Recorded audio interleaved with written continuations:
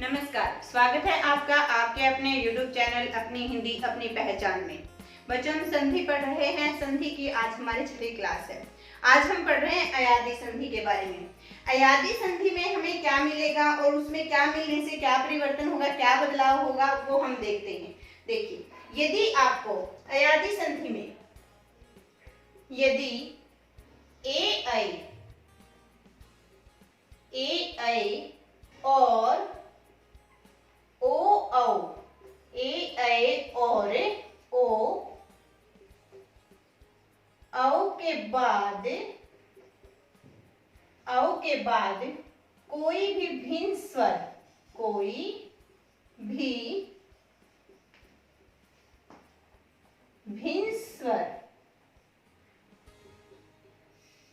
मिले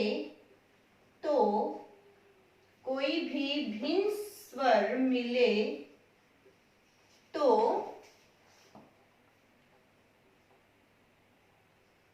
ए का ऐ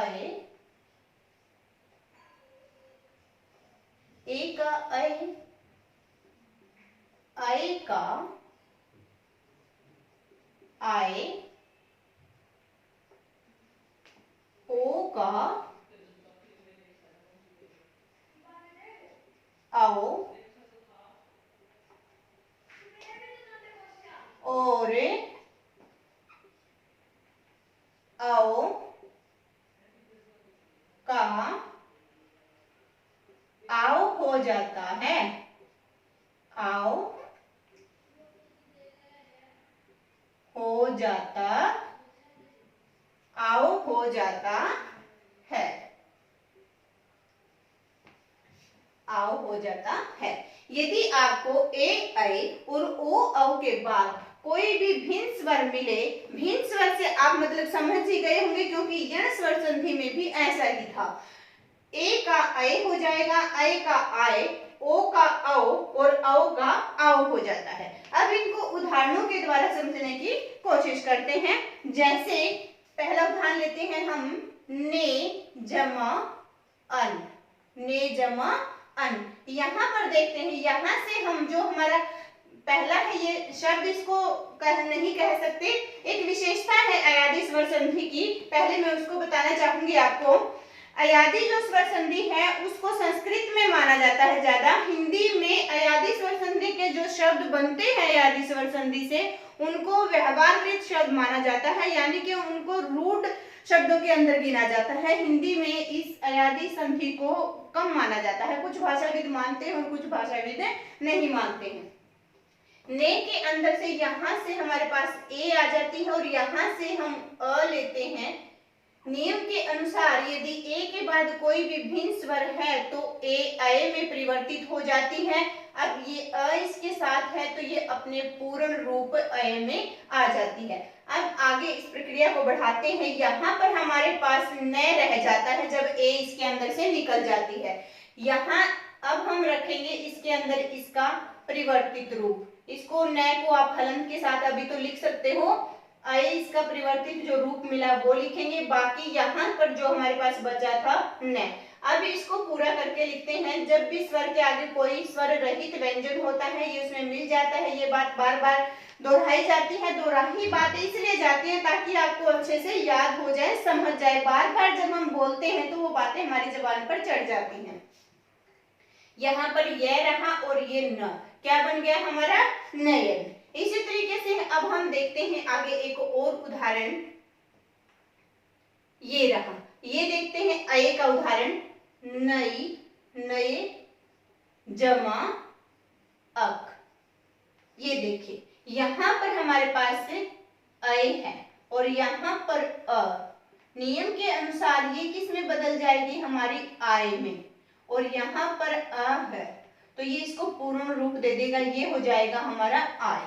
ठीक है, अब आगे इसको बदल के देखते हैं हम। यहाँ पर हमारा हलंत सहित न रहेगा और आगे इसका बदला हुआ रूप आएगा आय, और इसके आगे हम जोड़ेंगे फिर जो बचा हुआ है क। अब न के अंदर आ मिलेगा, क्या बनेगा, ना, और फिर य और क, शब्द बन गया हमारा नायक। ठीक, अब देखते हैं आगे इसका उदाहरण हम देखते हैं। जैसे ओ जमा अन, पो जमा अन। अब पो यहां से हमने ओ निकाला, ये साथ ही साथ करते चलते हैं, ऐसे भी देख लेते हैं। ओ निकाल लिया, प हमारा यहाँ पर रह गया। अब यहां से हमने क्या लिया, अ, और ये रह गया हमारा यहाँ पर न। अब नियम के अनुसार यदि ओ के आगे कोई भी भिन्न स्वर है तो ओ किस में परिवर्तित हो जाता है, ओ औ में परिवर्तित हो जाता है। और ये अ इसके साथ मिलेगा तो ये इसको व को पूर्ण रूप दे देगा, ये अ बन जाएगा। अब यहाँ पर जो ये बदला हुआ, जो ये परिवर्तित रूप हमें मिला है, इसको हम यहाँ पर जोड़ेंगे। ठीक है, अब ये इसको पूरा पै को जो है वो पूरा रूप देगा, फिर व और फिर न, शब्द बन गया हमारे पास से पवन। अब इसको ही बड़े रूप में करके देखते हैं। ओ, पौ, ओ नहीं, पौ जमा अन, देखना, पौ जमा अन। अब यहाँ पर हमारे पास औ, और यहाँ से हम ले लेते हैं अ, यहाँ हमारे पास प रह जाता है और यहाँ हमारे पास न रह जाता है। ठीक है, अब यहाँ नियम के अनुसार हमारे पास आव हो जाता है और ये अ इसके अंदर मिलकर इसको पूर्ण रूप दे देता है और ये हो जाता है आव। अब इसको हम यहाँ रखेंगे आव को, और ये प से पा हो जाएगा, फिर व और फिर न, पूरा शब्द बन गया हमारा पावन। अब यहाँ पर तो देखो हमने अ है, यहाँ भी अ है, यहाँ भी अ है, कोई भी भिन्न स्वर आ सकता है। जैसे एक और उदाहरण हम देख लेते हैं, गए जमा ई का। ठीक है, यहाँ पर क्या हमारे पास आई और यहाँ पर क्या है ई। यदि आय के बाद कोई भी भिन्न स्वर है तो नियम क्या कहता है कि ये क्या बन जाएगी, आय बन जाएगी। अब यहाँ पर देखिए ये ई है, ई की हम मात्रा रूप इसके साथ व्यंजन के साथ लगाएंगे तो ये इसका परिवर्तित रूप होगा, वो कुछ ऐसे हो जाएगा। ठीक है, अब इसको इसके साथ जोड़कर देखेंगे। ये ग हलंत के साथ हमारे पास था, ये हमारा जो है वो बदला हुआ रूप जो आया हमारे पास वो, और ये का यहाँ पर बचा हुआ था ये। अब इनको जोड़ते हैं, ये हो जाएगा हमारा गा, फिर ये और फिर का, पूरा शब्द बन गया हमारा गायिका। क्या बन गया, गायिका। इस प्रकार होती है हमारी ये अयादी स्वर संधि। जो स्वर संधि के भेद हम पढ़ रहे थे वो हमारे आज पूरे होते हैं। इन सभी को एक बार हम एक साथ करके देखने की कोशिश करते हैं। जो हमारे पांचों भेद हैं उनके जो नियम हैं उनको एक बार एक साथ करते हैं ताकि एक दूसरे के अंदर वो मिले ना, हमें कोई दिक्कत ना आए और उनकी दोहराई भी हो जाए। देखिए, सबसे पहली है हमारी दीर्घ, दीर्घ स्वर संधि। दीर्घ स्वर संधि, उसके बाद है हमारी गुण स्वर संधि,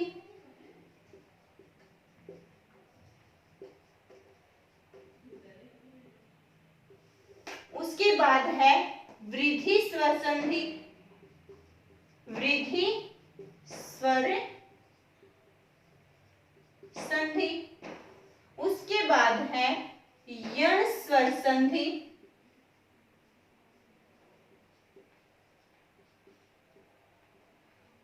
और आगे है हमारी अयादी स्वर संधि। थोड़ा सा जल्दी जल्दी करके देखते हैं सभी को।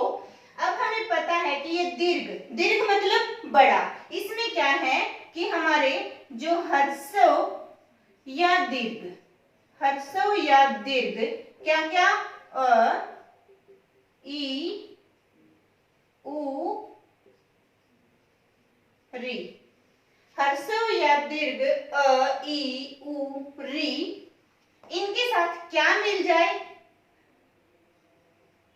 कर्मशः यानी कि कर्मानुसार, ए के बाद ए आ ही, ऐसे ह्रस्व या दीर्घ, ह्रस्व या दीर्घ अ, ई, उ और री मिल जाएंगे तो क्या हमें मिलेगा, दीर्घ रूप। क्या मिलेगा? दीर्घ रूप इनका, इन सब का दीर्घ रूप हमें मिलेगा। वो क्या होगा? आ, ई, उ और री। री का जो प्रयोग है वो संस्कृत में किया जाता है, हिंदी में इसका प्रयोग नहीं किया जाता। ये बात हमने पढ़ी थी। अब आगे देखते हैं गुण स्वर संधि। गुण स्वर संधि में यदि आपको आ, पहले क्या मिलेंगे आपको?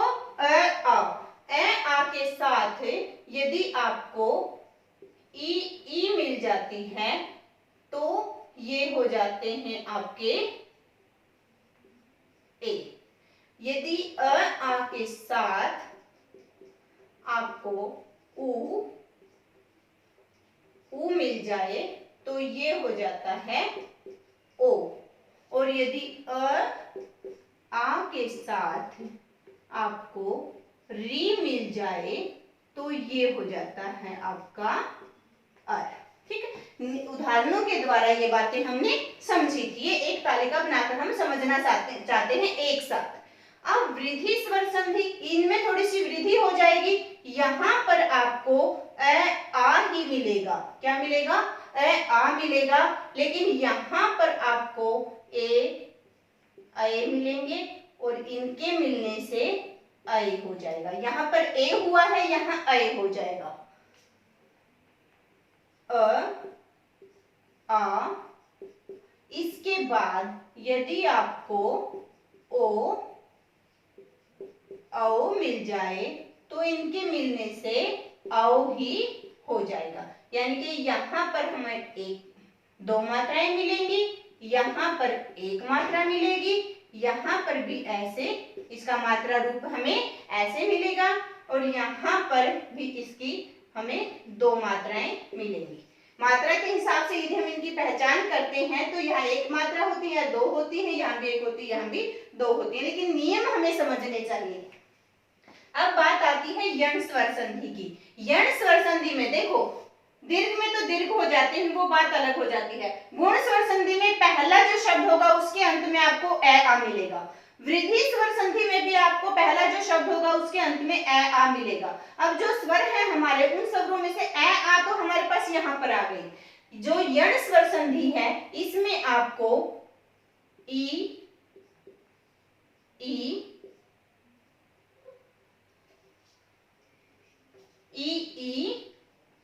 उ और री, इनके बाद कोई भी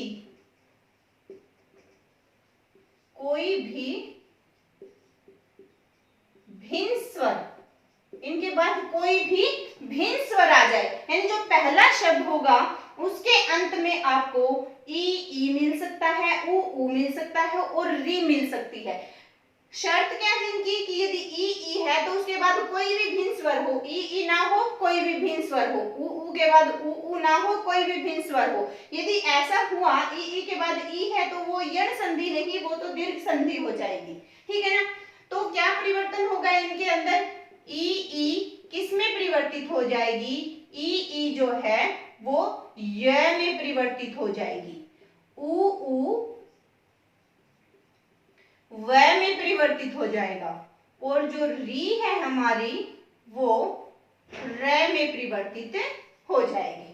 य, व और र का निर्माण हो जाएगा। अब बात रहती है अयादी संधि की। अब स्वर भी यहाँ पर हमारे आ चुके, ई, उ और री। बचते हैं क्या? ए, ओ, औ। वो इसके अंदर आ जाते हैं।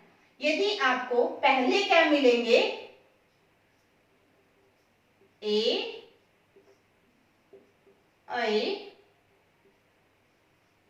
ओ,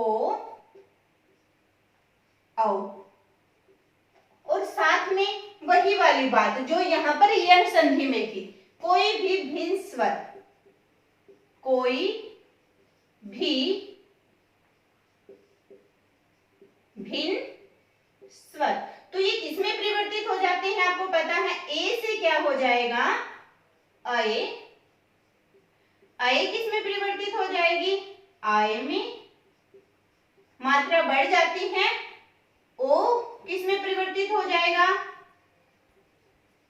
औ में, और आओ परिवर्तित हो जाएगा आओ में। ठीक है, इस प्रकार एक तालिका के आधार पर भी हमने ये पांचों जो उपभेद हैं स्वर संधि के उनको देख लिया है। आशा है वीडियो आपको पसंद आई होगी। अगली वीडियो में व्यंजन संधि के जो नियम है उनके साथ आपसे फिर मिलेंगे। वीडियो पसंद आई है तो लाइक शेयर सब्सक्राइब जरूर करना। कोई सुझाव आपको देना है तो कमेंट बॉक्स में आप लिख सकते हो। खुश रहना, स्वस्थ रहना। जय हिंद, जय भारत।